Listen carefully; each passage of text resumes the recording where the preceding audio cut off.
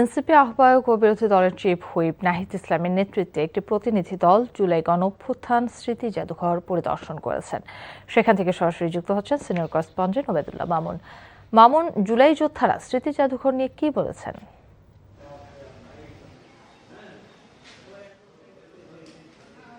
ধন্যবাদ কাকুলি আপনাকে। সেটি হচ্ছে যে সকাল ঠিক ৯টায় এনসিপির আহ্বায়ক নাহিদ ইসলাম এবং সদস্য সচিব আখতার হোসেনের নেতৃত্বে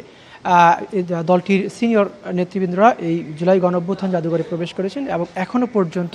তারা এই জুলাই জাদুঘরের যে জাদুঘরটি রয়েছে ভেতরে প্রতিটি রুমে তারা প্রবেশ করছেন এবং ঘুরে ঘুরে দেখছেন শেখ হাসিনার যে সকল ব্যবহৃত জিনিসপত্র ছিল এবং সেই 5ই অগাস্ট যেদিন জুলাই অভ্যুত্থান ঘটে এবং শেখ হাসিনা পলায়নের পরপর বিক্ষুব্ধ যে জনতা ছিল, ছাত্র জনতা, তারা ভিতরে প্রবেশ করে এই জুলাই গণঅভ্যুত্থানে অর্থাৎ এই জাদুঘরের ভিতরে তৎকালীন প্রধানমন্ত্রী শেখ হাসিনার যে বাসভবন ছিল সেখানে কি তাণ্ডবলীলা ছিল সেসব প্রত্যেকটি জিনিস কিন্তু এখানে আসলে সংরক্ষণ করা হয়েছে। সেটি এখনও পর্যন্ত অর্থাৎ প্রায় ঘন্টা খানেক হলো এর ভিতরে কিন্তু প্রত্যেকটা রুম, এই দ্বিতল বিশিষ্ট যে ভবনটি রয়েছে আর নিচতলা এবং উপরে প্রত্যেকটি রুমে গিয়ে কিন্তু এনসিপির নেতারা ঘুরে ঘুরে দেখছেন। তারপরেই কিন্তু গণমাধ্যমের সঙ্গে তা কথা বলবেন এমনটাই কিন্তু আমরা জানতে পেরেছি এবং সেই জন্য কিন্তু গণমাধ্যমের কর্মীরা অপেক্ষা করছেন যে নাহিদ ইসলাম এবং আখতার হোসেন তারা রয়েছেন তাদের সিনিয়র নেতৃবৃন্দকে সঙ্গে নিয়ে পরিদর্শন শেষে গণমাধ্যমের সঙ্গে কথা বলবেন। এবং তারই সঙ্গে একটু যুক্ত করতে চাই যে গত 5 আগস্ট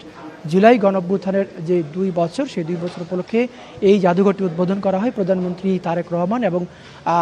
অন্তর্বর্তী সরকারের যে সাবেক প্রধান উপদেষ্টা ছিলেন ডক্টর মোহাম্মদ ইউনূসকে সঙ্গে নিয়ে কিন্তু এই জুলাই গণঅভ্যুত্থানটি 5 আগস্ট উদ্বোধন করা হয় এবং 6 আগস্ট থেকে এই জাদুঘরটি সর্বসাধারণের জন্য উন্মুক্ত করা হয় এবং এই প্রতিদিন সকাল 11টা থেকে সন্ধ্যা 6টা পর্যন্ত সর্বসাধারণের জন্য জাদুঘরটি উন্মুক্ত রাখা হয়েছে এবং প্রতিদিনই কিন্তু জনগণ এখানে এই জুলাই গণঅভ্যুত্থানের যে স্মৃতি অর্থাৎ এখানে